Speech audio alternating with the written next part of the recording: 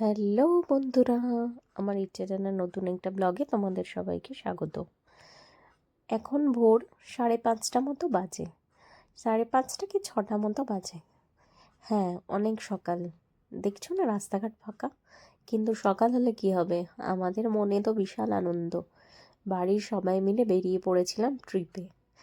ছোট্ট ট্রিপ, কিন্তু আনন্দের। আমরা যখন আসানসোল গেছিলাম, এই ব্লগটা তখনকার। একটু পুরনো হয়ে গেছে, কিন্তু তোমাদের কাছে তো নতুন। আমরা চলেছি একটা খুব সুন্দর জায়গায় ঘুরতে।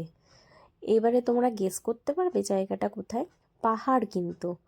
সবারই, যারা ওয়েস্ট বেঙ্গলে থাকে তাদের মোটামুটি সবারই সেই জায়গাগুলো ঘোরা হয়তো, কিন্তু আমাদের যেহেতু যাওয়া হয় না, তাই এবারে বাড়ি গেছি যখন, দাদারাও প্ল্যান করেছিল আসবে বলে, সবাই মিলে একসাথে ট্রিপটা করেছি।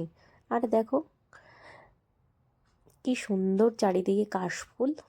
যাই হোক, সকাল সকাল বেরিয়ে পড়েছি। খিদে তো পেয়েছে প্রচুর।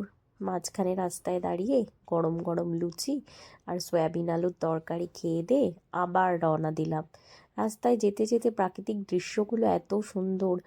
এখন গ্রামে চারিদিকে খোলামেলা, কি সুন্দর চারিদিক। মাঠে ধান কাটছে, ধান মাথায় করে নিয়ে যাচ্ছে। চারিদিকটা পুরো সবুজ, তাল গাছের সারি, আখ গাছের ক্ষেত, কত কিছু। মাঝে মাঝে আবার একটুখানি জল, পাহাড়, সব কিছু মিলিয়ে চারিদিকটা বেশ সুন্দর। আর যেতে যেতে একটা খুব সুন্দর জিনিস দেখলাম, সেটা দেখে না গাড়ি থামিয়ে আর পারলাম না। সেটা হচ্ছে রাস্তার মাঝখানে মাঝখানে জায়গায় জায়গায়, পুকুর বলবো না ঠিক, একটু জল জমা, সেখানে এরম শাপলা ফুল ফুটে রয়েছে। কি সুন্দর লাগছে দূর থেকে দেখতে। আমরা মানে ড্রাইভারকে বলে গাড়িটা না থামিয়ে আর পারলাম না, থামিয়ে একটু ছবি টবি ভিডিও তুলে আবার রওনা দিলাম। চারি সব কিছু পিছনে ফেলে আমরা এগিয়ে চলেছি অনেক অনেক দূর, সেই গ্রামের ভেতরে, যেখান থেকে দারুণ সুন্দর নেচারকে অনুভব করা যায়। দেখো, এবার রাস্তা দিয়ে চলতে চলতে গ্রামের বাড়িগুলো, এটা হচ্ছে মাটির বাড়ি। আমি এর আগে আরেকবার দেখেছিলাম, এইটা আমার সেকেন্ড বার দেখা। মাটির বাড়িগুলো বাইরে থেকে কি সুন্দর লাগে দেখতে না? আমাদের মনে হয় কত ভালো মাটির বাড়ি, কিন্তু আসলে কি সেটাই যারা ভেতরে থাকে তাদেরও কি সেরকম মনে হয় কি জানি। কিন্তু নিজের বাড়ি তো নিজের বাড়িই হয়, তাই না?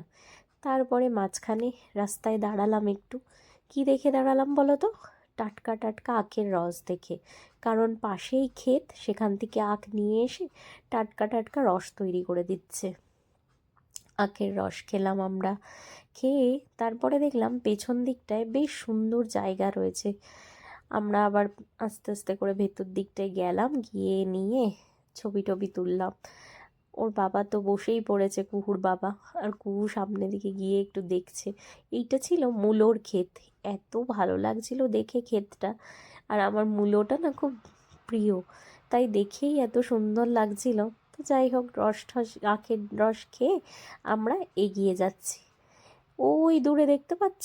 হ্যাঁ, আমরা এসেছি অযোধ্যা পাহাড়ে ঘুরতে। অনেক দিনের ইচ্ছে ছিল, কিন্তু সময় হচ্ছিল না। তো এইবারে সময় সুযোগ করে চলে এসেছি অযোধ্যা পাহাড়। অনেক কিছু দেখার আছে, যেগুলো আমরা আস্তে আস্তে করে দেখব, তোমাদের সাথেও শেয়ার করব অবশ্যই। আর রাস্তাগুলো দেখো, দুপাশে জঙ্গল, ওই দূরে পাহাড় দেখা যাচ্ছে, আর মাঝখান দিয়ে আমরা চলেছি। কি ভালোই না লাগছে। এই এক্সপিরিয়েন্সটাই একটু অন্যরকম। আমার পাহাড় বরাবরই খুব পছন্দের। রাস্তাগুলো মনে হচ্ছে পাহাড়ে গিয়ে মিশে যাচ্ছে, এত সুন্দর লাগছে দেখতে। তো এখানে অনেক টুকটাক রিসর্ট রয়েছে, আমরা সেগুলো ছাড়িয়ে দিয়ে আমাদের যে গন্তব্য, আমরা একটা গেস্ট হাউস ভাড়া করেছিলাম, সেদিকেই যাচ্ছিলাম। যেতে যেতে ড্রাইভার বলল যে এখানে একটা খুব সুন্দর নাকি ভিউ পয়েন্ট আছে, তোমরা কি এখানে দাঁড়াতে চাও? আমরা বললাম হ্যাঁ অবশ্যই, কেন নয়।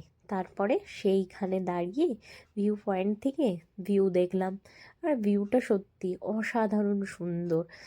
অনেক লোকজনই ছিল, আমরাও দাঁড়িয়ে দেখলাম। দেখো কি সুন্দর, ওই দূরে কুয়াশা ঢাকা পাহাড় আস্তে আস্তে যেন স্পষ্ট হয়ে এসছে।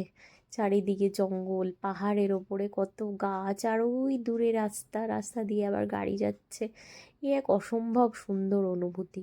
আর এখানে মাটির বাড়িগুলো দেখো কি সুন্দর নকশা করা, দেখেই ভালো লাগছিল। যাই হোক, আমরা মোটামুটি পৌঁছে গেছি আমাদের গেস্ট হাউসের খুব কাছাকাছি।